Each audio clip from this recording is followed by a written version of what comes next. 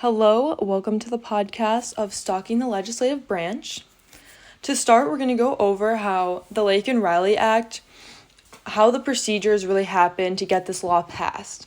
So this was the first bill that was actually passed during Donald Trump's second presidential term for his new administration. So the Rules Committee reviewed the procedures to introduce this bill to the House of Representatives. And the Rules Committee has to go over the procedures to properly introduce a bill in the House, which differs from the other congressional committees that usually focus on a policy itself and creating laws surrounding that and regulating the bureaucracy. But the Committee goes over how to properly introduce something, but not necessarily the implications behind a certain subject matter. For our next subtopic, we'll be talking about how ideologies and partisanship have been really affecting the legislative branch recently, especially when it comes to Trump's new budget. So a lot of partisanship has been shown. The legislative branch, the people are, instead of delegating or being entrusted with their own knowledge to implement their own ideologies and ideas, they're basically just going down party line voting. So the budget was very narrowly passed with 217 to 215 in the House. Everyone but all the Republicans except for one voted for the pass. One Republican opted out and just chose to not vote. So they technically didn't vote no, but it kind of counts that way. But it really just reveals that the partisanship in Congress right now just shows that they have a deep connection with the major party, and their partisanship lies with just a major party and not necessarily the ideals of their people, and they're not following their personal ideologies that got them elected into the office in the first place. And this can be particularly concerning when it comes to representing the people in an American democracy. And the three Republican representatives that were originally not in favor of the budget voted last minute to flip and actually vote yes in the budget, which really shows that they have lying partisanship with the Republican Party because they don't want to go against it because of how divided the nation is right now. People are choosing to stand with their party and not necessarily their own beliefs. For our next topic, we're going to be going over how the checks and balances that they have on the executive branch. So the legislative branch has a really important job of really regulating the executive branch, not just through the power of the purse, but also through verifying their cabinet. So Marco Rubio was the only cabinet member who was unanimously confirmed out of all of Trump's proposed cabinet members. And a really unpopular one was Hegseth because his only experience lies in being a military lieutenant, and he was narrowly passed by one vote by J.D. Vance. They had to bring in the vice president to break that tie. And although they didn't not confirm anyone, it was definitely very close. It was a very narrow vote, which kind of goes back to that partisanship that the Republicans all voted yes, except 3 Republicans didn't vote for Hegseth. But for the most part, they just followed along with whatever President Trump, their party leader, went with. But the House basically just had to check who they were letting into the cabinet. So this really shows it has to do with partisanship and not necessarily using the merit system, because although that they are supposed to be doing this through the merit system, a lot of people just have lying affiliations with their own party, which can hinder the merit system of which they should be using to approve cabinet members. So moving away from that, some actions of a senator from Illinois is Senator Tammy Duckworth.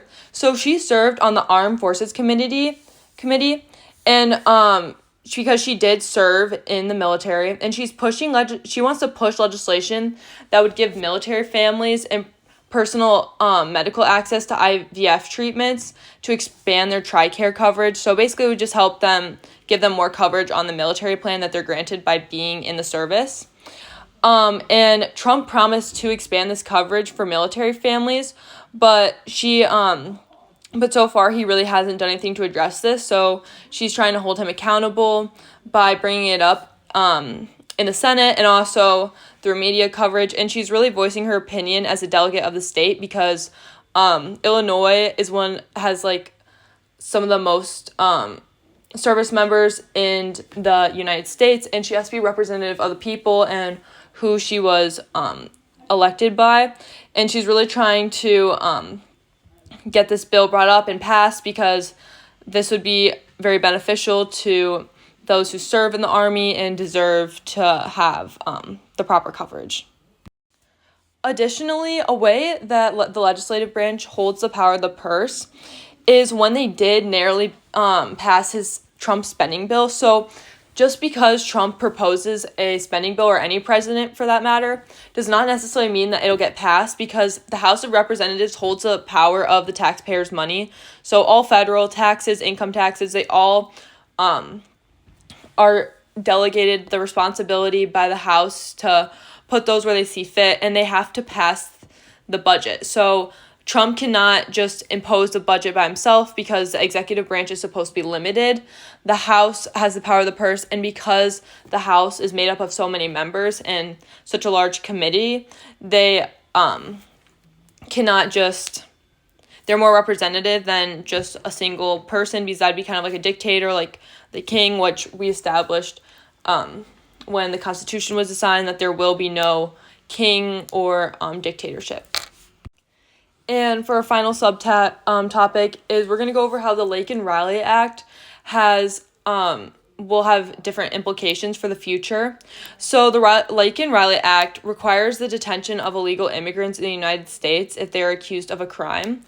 And the people who did not appreciate this law, they opposed this law being passed, were concerned over how this could affect an immigrant falsely accused, because even if you're falsely accused, you're going to trial, you're going to be detained.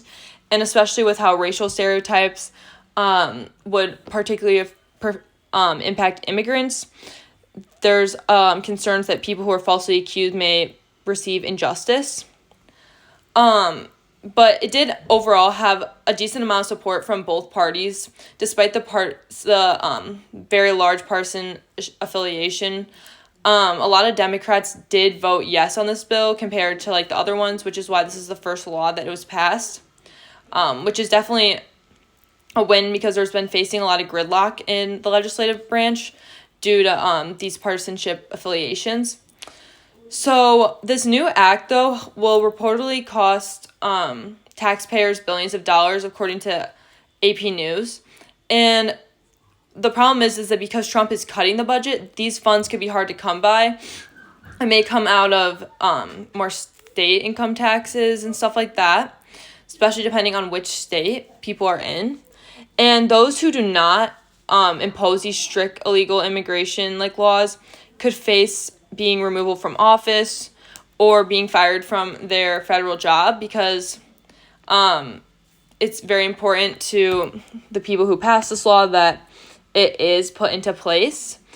And in the future, this could affect people who are trying to get citizenship, could hurt people who are falsely accused, and it could also lead to a decrease in funding for other programs due to the immense spending that costs to fund it.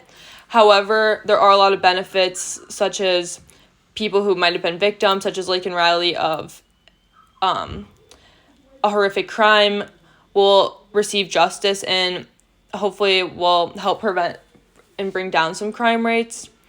But it'll only take time to tell how this policy will really play out. Thank you for listening to my legislative branch topic. I hope that this gives you a little bit more insight into the legislative branch currently.